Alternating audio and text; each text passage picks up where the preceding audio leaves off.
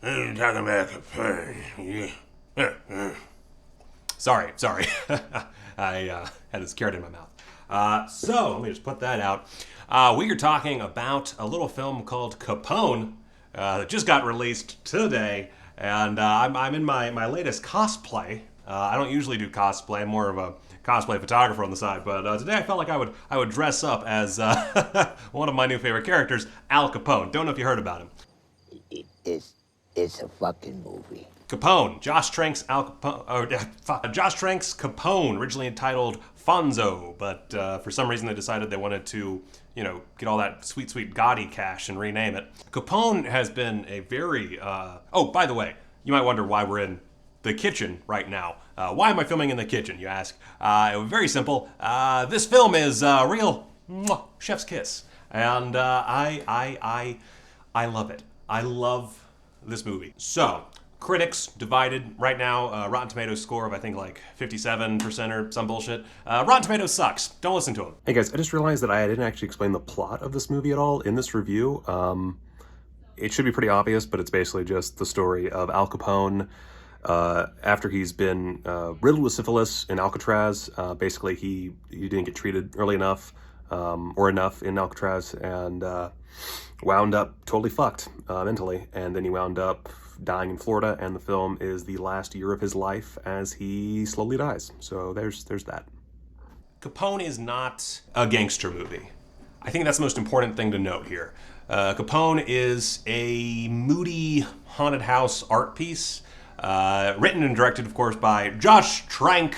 Now, Josh Trank has been in a bit of exile, not unlike Al Capone himself, on account of a certain film. Two guys, a girl, and the thing that nobody wanted. Now, over the past several months, I've been partaking in a challenge. It's my movie challenge, and I've watched almost 100 movies on the streaming service Mubi.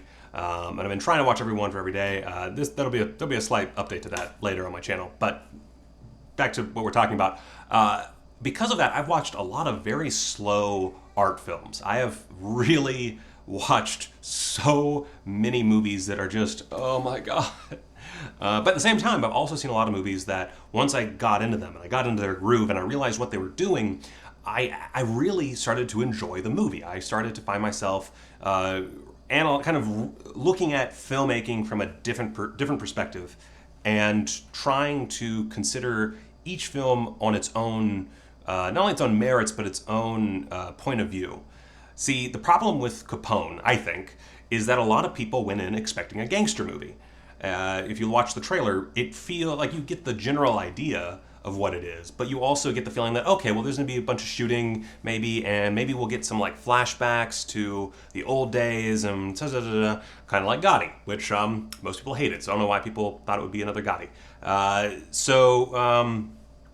It doesn't have that. There is shooting. There's actually a mildly surprising amount of violence. I won't spoil it, but there is violence in the movie, but it's not about that. It's about this guy who has had a very awful, let's say, sinful life, and he is suffering. He is basically trapped in his own little special hell, where he is just shitting himself and pissing himself, and he can't remember anything, and he's just slowly dying away. Meanwhile, these ghosts of the past basically are haunting him. Not literally. It's not a literal haunted house story, but it has the feel of a ghost story. You have these, let's say, apparitions from his past that keep popping up. There's this really cool thing they do where he'll be listening to a radio program that's actually like something from his past, sort of like a radio play version. At one point they're playing the Valentine's Day Massacre, and you get the idea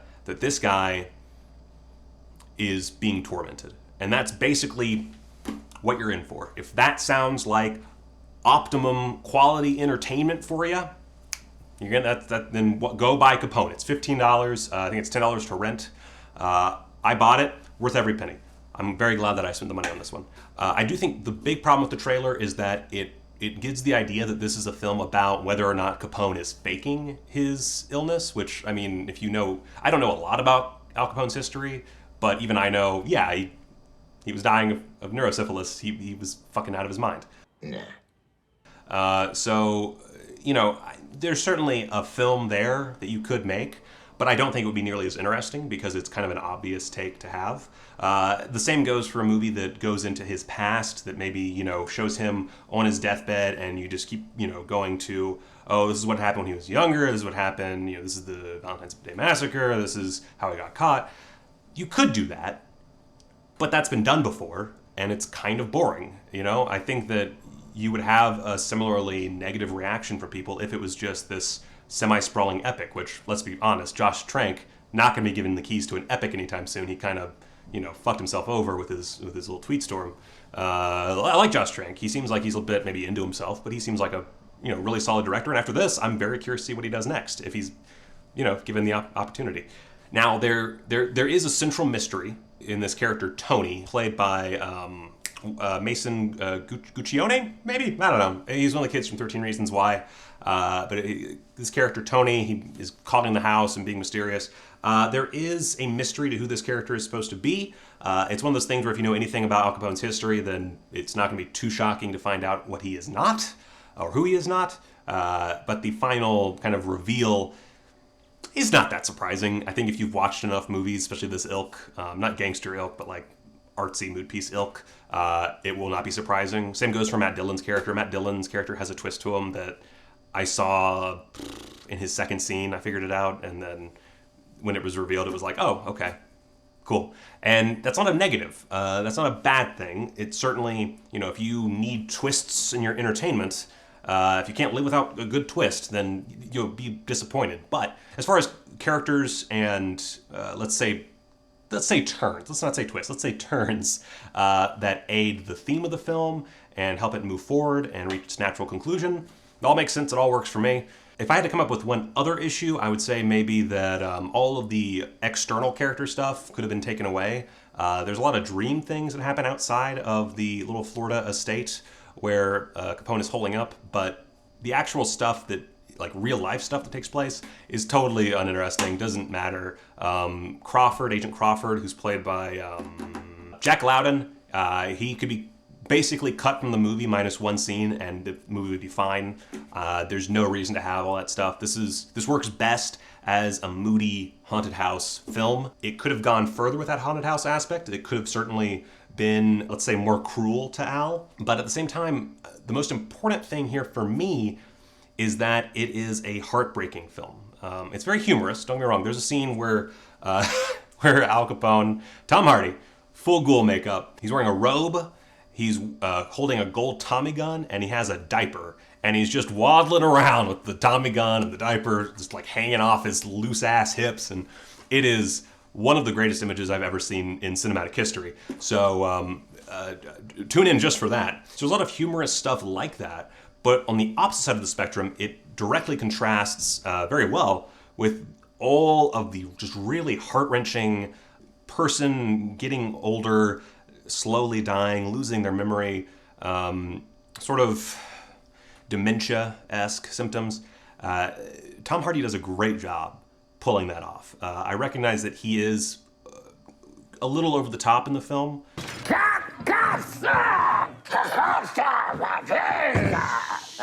We're just working. Sit down. I don't think that's a problem. I think that for a piece like this, it's actually kind of important that he's over the top because otherwise it gets real boring real fast. There's not a lot of interest to be had in a character who is slowly dying and is totally uninteresting to look at. I think by playing him so over the top, it actually, much like the humor contrasts with the tragedy, that contrasts with the just general kind of morose tone of the movie. So I love his performance. I want to address two things that people have kind of used with like a kind of snarky attitude in their reviews. And I haven't like read any full reviews. For all I know, they make really good points. I've only seen like the headline bits because I wanted to go in pretty fresh. And I just finished watching this movie. The shitting of his pants literally takes up less than a minute of screen time. Maybe a full minute. It might be a full minute of screen time. This is an hour, 45-minute movie. About a minute of screen time has to do with him shitting himself. Now, two things about that. One, Who doesn't want to watch a movie with Tom Hardy shitting himself? I've seen so many people resorting to the same joke of, oh, who wants to watch a movie with Tom Hardy shitting himself twice? This guy wants to see that so bad. So that drives me a little nuts. Also, it's part of the plot, man. Like, he's completely... This is a man who was once on the top of his game. He was the head of the mafia, I think. I'm not very good at crime terms. Anyway, I watched all of Boardwalk Empire, and yet here we are. So he was the big boss, number one most wanted guy, and now he is just stuck in fucking Florida, which is literal hell on earth, shitting himself, completely incompetent, cannot remember shit, barely knows his own name, sometimes not at all, has a bunch of people trying to get money out of him, completely faking their affection, minus his wife, played by Linda Cardinelli, who does an amazing job, and we could use more of her, by the way. Him shitting himself is important. Now, the other thing people bring up is Tom Hardy's mumbling. Yes, it is very hard to understand Tom Hardy most of the movie. I understood about 95% of what he said, because it's not that fucking hard, you fucking rubes. But it's also part of the story. A lot of the film, first off, he already has like his accent, which Tom Hardy is going to do that. He's Tom Hardy gonna Tom Hardy. But he always has a little stogie in his mouth, and he's, hey, fuck you, you fucking... So already you can barely understand him because stogie. But also, and when he doesn't have the stogie, he's much more understandable. But no one can understand, like, everyone around him is always saying, oh, what are you saying that there's, a thing over there? Okay. They recognize that he's hard to understand. That's part of the plot, is that, again, this guy is mentally not there, physically not there. He is completely fucked. And by having him shitting himself and unable to talk properly, that's a tragic character. And if you've ever watched someone, I don't know how to put this, if you've ever watched someone leaving this world, then you know this character. Now, they're not as over the top and they're not as covered in ghoul makeup, but, which by the way, makeup, actually pretty good. It doesn't look very good in that shitty trailer that Josh Trank posted on his Twitter account. Don't know why I did that, but moving on. I've been in that situation. And it's hard. And it's heartbreaking. And people are just cringy and sad to look at in that stage of their lives. And that's what this movie portrays. And, I guess if you've never been through that, then it could come off as false and weird. But I think it worked perfectly well. I had zero qualms with the performance. I think it was exactly what it needed to be. Could it have been more subtle? Sure, but I think that Trank would have then needed to up the ante on some of the more, some of the big dreams and gags in the film. And I think as it is, I prefer Trank's direction where it is and Hardy's acting where it is. Anyway, I've rambled for too long. If you really want to know more about my thoughts on this movie, if you want me to go into spoilers, I will happily make a full-on, hour-long video essay talking about all the its and bits and bitty bops that I enjoyed with this film, all the problems I had with the film. I can go scene by scene, man. I'll happily do that. Just comment below. Let me know if you want to hear that. Or if you don't want to hear me ever talk about this movie again, also comment below. Sure, why not? Give me some hate. I don't care. I hope this movie finds an audience. It is an art film. Remember that. If that sounds like your jam, cool. Go watch it. If you like moody, kind of slow, dramatic films about once great men falling apart and just kind of enjoying this taking part in this claustrophobic final year, then this movie's for you. If you hate moody art films with little story, and if you especially hate gangster movies that aren't really gangster movies, you don't want to watch this movie. Go find something else. This isn't for you. Circling back around to my original point, you gotta take a movie like this and you have to look at it on its terms. You have to look at what it's trying to do and then judge it based on that, because otherwise you're just being an asshole. You can't look at a movie that's, I don't know, let's say a somber drama and say, well, I'm more of a comic book movie guy, this movie sucks. No, that's not criticism, that's you being an asshole. Same with, if you're watching a superhero movie. and you only like somber dramas for some reason. If you say, this isn't a somber drama, so this movie sucks. No, that movie's not for you.